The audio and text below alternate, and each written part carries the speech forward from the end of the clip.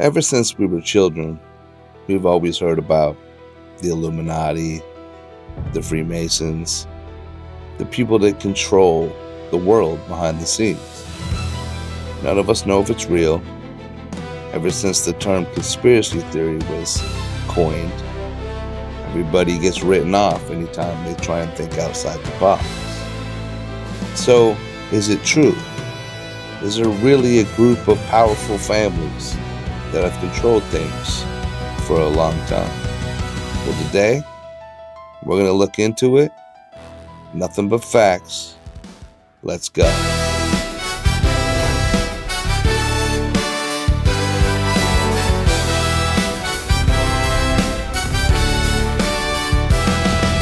So when it comes to these families, we've only been alive for less than 100 years on average, if you're just a person living today. But you don't know what happened before you were here. You don't know how long people have wondered how we got here, and you don't know how long the people that are controlling things have been in power. Because we're here for a short trip, and when it's done, we leave just as ignorant as we did the day we got here. They don't campaign, they don't debate on television, and they don't argue on social media. But once a year, behind guarded doors, global leaders gather at meetings like the Bilderberg meeting. Presidents, prime ministers, tech CEOs, bank executives. No cameras, no transcripts, and no public vote. And that's where the question begins. Because when power meets in private, the public imagination fills in the blanks. For centuries, wealth and influence have clustered around certain institutions.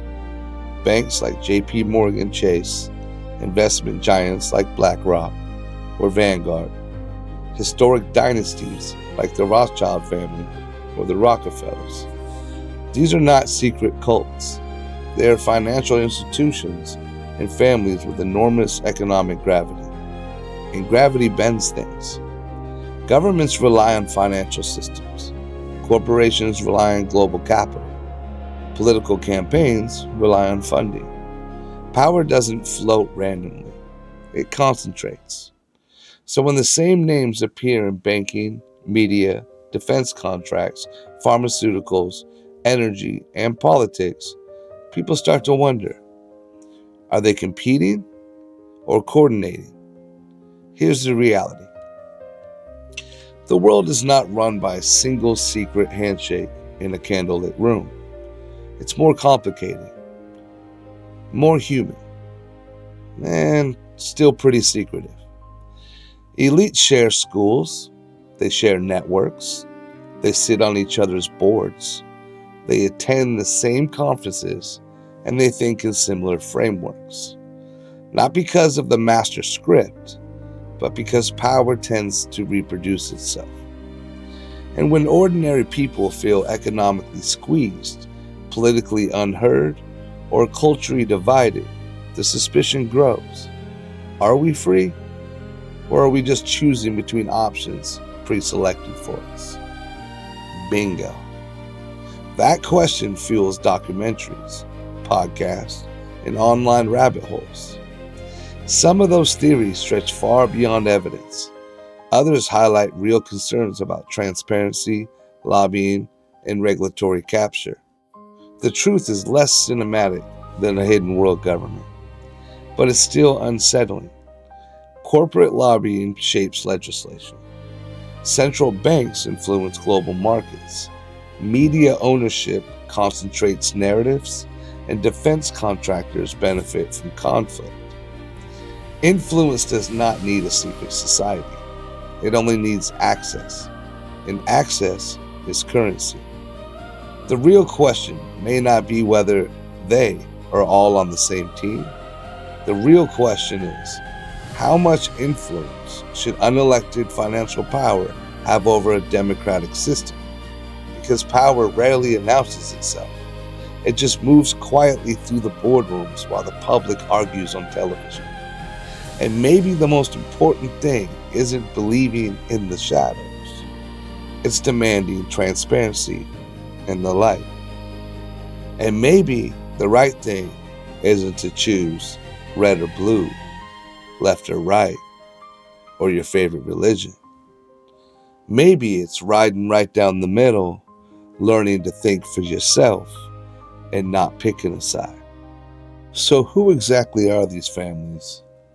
And how did they pull it off? Well, it took a little bit of time. It took some creative thinking, and it took a lot of control. So here's a quick breakdown of how all that stuff happened. The families that built America. Before skyscrapers pierced the clouds, before highways stitched the nation together, before oil, steel, finance, and factories powered the modern world, there were families, not elected, not crowned, but crowned by industry. In the 1800s, one man saw the ocean not as water, but as opportunity. Cornelius Vanderbilt built a shipping empire, then conquered the rails, steamships, railroads, steel tracks cutting across a young nation. The arteries of modern transportation were laid by his ambition. If America had a circulatory system, Vanderbilt built the veins. Then came oil. John D. Rockefeller and his company Standard Oil refined not just petroleum, but power itself. At its peak, Standard Oil controlled 91% of American oil refining. Energy became centralized, efficiency became weaponized, and the modern oil industry was born. Steel rose next. Andrew Carnegie transformed iron into an empire. His steel built bridges, railroads, factories, skyscrapers. Without Carnegie steel, American cities would have remained sketches instead of skylines. Oil fueled the machine, steel gave it bones. But someone had to finance it. Enter J.P. Morgan. When markets panicked, Morgan stabilized them. During financial crisis, he acted as something close to a central bank before one even existed. He consolidated industries, restructured railroads, organized capital at a scale never seen before. He didn't just lend money, he organized modern corporate power. Before all of them, wealth was already quietly forming in Manhattan. John Jacob Astor built fortunes through the fur trade and then invested heavily in the New York real estate. As the city expanded, so did Astor's wealth. Manhattan itself became a vault. Then came mass production. Henry Ford revolutionized manufacturing with the moving assembly line at Ford Motor Company. Cars were no longer luxuries for the elite, they became tools for the middle class. Mobility changed society. Suburbs formed, labor changed, and industry accelerated. And quietly, chemistry evolved. Irene DuPont founded what became DuPont. Beginning with gunpowder mills in the early 1800s, the family expanded into chemicals, materials, nylon, and industrial innovation that shaped warfare, agriculture, and modern manufacturing. These families did not meet in a secret throne room. They competed, they merged, they consolidated, but together they controlled the pillars of an industrial nation: transportation, energy, steel, finance, real estate, manufacturing, and chemicals. When you control the pillars, you influence the structure. Did they run the planet? No single family controlled the world, but they built the systems that powered it. And systems once built tend to outlive the men who created them. Today, corporations are larger than some countries.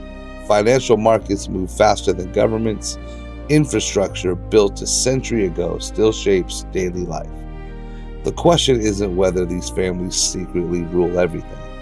The real question is, when a handful of industrial dynasties lay the foundation of the modern world, how much of that blueprint are we still living inside? Thanks for watching.